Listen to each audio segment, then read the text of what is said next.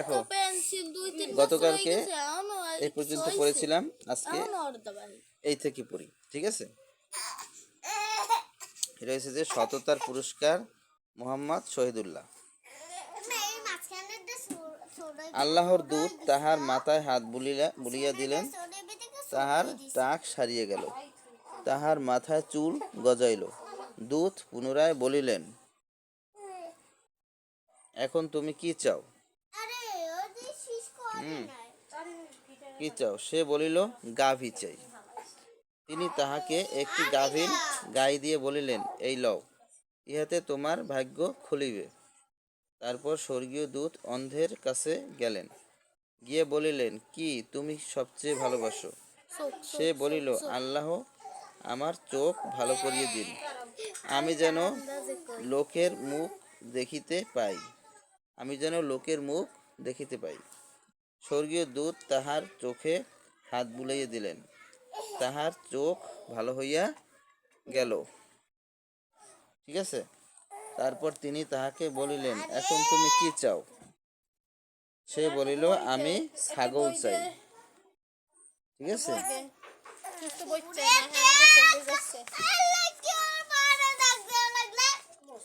এখন দেখো, স্বর্গীয় দূত তাহাকে একটি গাভীন ছাগল দিয়ে বলিলেন, এই লও, ইহাতে তোমার ভাগ্য খুলিবে।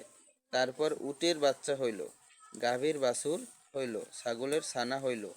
এরকম করিয়া উটে, গাভীতে, ছাগলে তাহাদের মাঠ বোঝাই হয়ে গেল।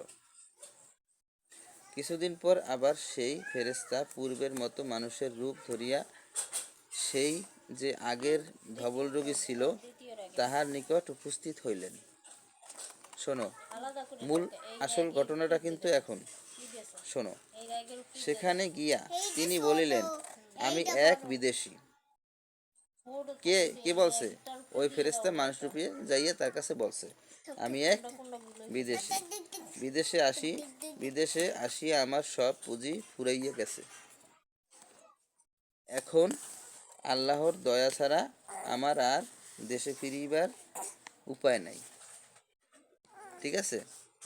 যিনি তোমারে সুন্দর গায়ের রং দিয়েছেন, সুন্দর চামড়া দিয়েছেন, আর এত ধন দৌলত দিয়েছেন, তাহার দোহাই দিয়া তোমার কাছে একটি উট চাইতেছি। তার অনেক উট আছে, ঠিক আছে? এখন ওই উট কিন্তু ওই দিছিল, ওই ফেরেশতা দিছিল না আল্লাহর হুকুমে। এখন সে আবার একটা উট চাইতে আছে। সে বলিল, উটের অনেক দাম, কি করিয়া দিই? দেখছো? স্বর্গীয় দূত বলিলেন, ওহে, আমি যেন তোমাকে চিনিতে পারিতেছি, তুমি না ধবল রোগী ছিলে, আর সকলে তোমাকে ঘৃণা করিত। তুমি না গরিব ছিলে, পরে আল্লাহ তোমাকে ধন দৌলত দিয়েছেন। সে বলিল, কোন পর্যন্ত জানি? সে বলিল, না, তা কেন? ও, তুমি না গরিব ছিলে, পরে আল্লাহ তোমাকে ধন দৌলত দিয়েছেন। সে বলিল, না, তা কেন? এসব তো আমার বরাবরই আছে। মিথ্যা কথা বলছে না?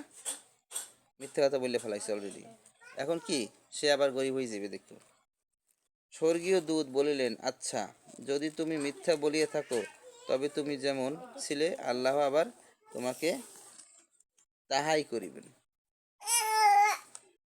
তারপর দেখো, অনেক উট ছিল, তার ভিতর দিয়ে একটা উট দিলে কি হইতো? তো অনেক উট, কিন্তু সে তো তারেও তো একজনের দেশে, তাই না? আর সে অসহায় বিদায় সে একটা উট চাইছে।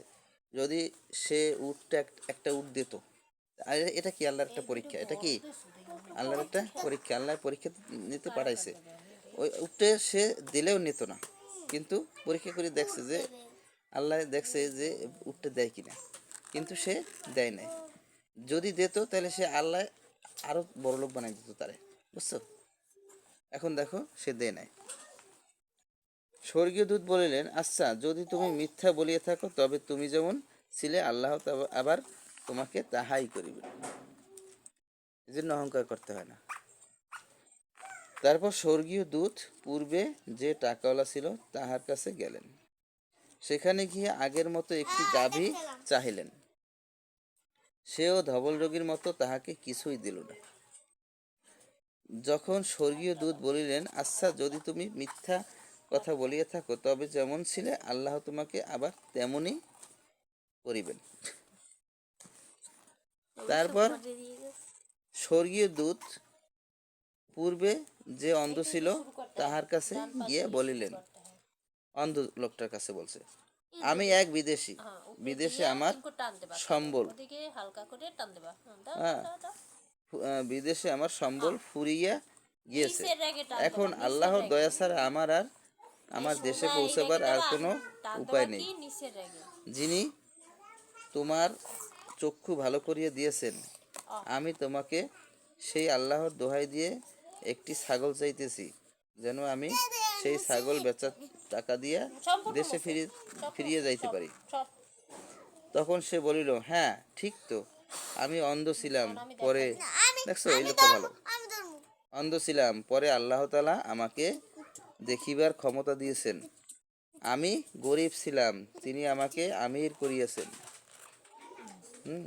তুমি যাহা চাও লও, আল্লাহর কসম, আল্লাহর উদ্দেশ্যে যে জিনিস লইতে তোমার মন চায় তাহা তুমি না লও, হ্যাঁ, তবে আমি তোমাকে কিছুতেই ভালো লোক বলিব না।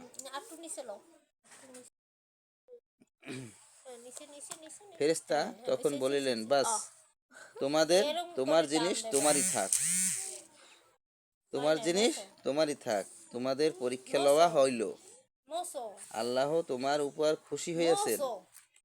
দেখছো, সে দিতে রাজি হয়েছে, তার ভিতরে অহংকার নাই, এবং সে যে গরিব ছিল মিথ্যা কথা বলে নাই, সে সত্য কথা বলছে, আল্লাহ তাই তাকে আরো দিয়ে দিয়েছে। তোমার উপর খুশি হইয়াছেন, দেখো আল্লাহ তোমার উপর খুশি হইয়াছেন, আর তাহাদের উপর বেজার হইয়াছেন। আর তাহাদের উপর মানে কাদের উপর? ওই ওদের উপর যারা মিথ্যা কথা বলছে।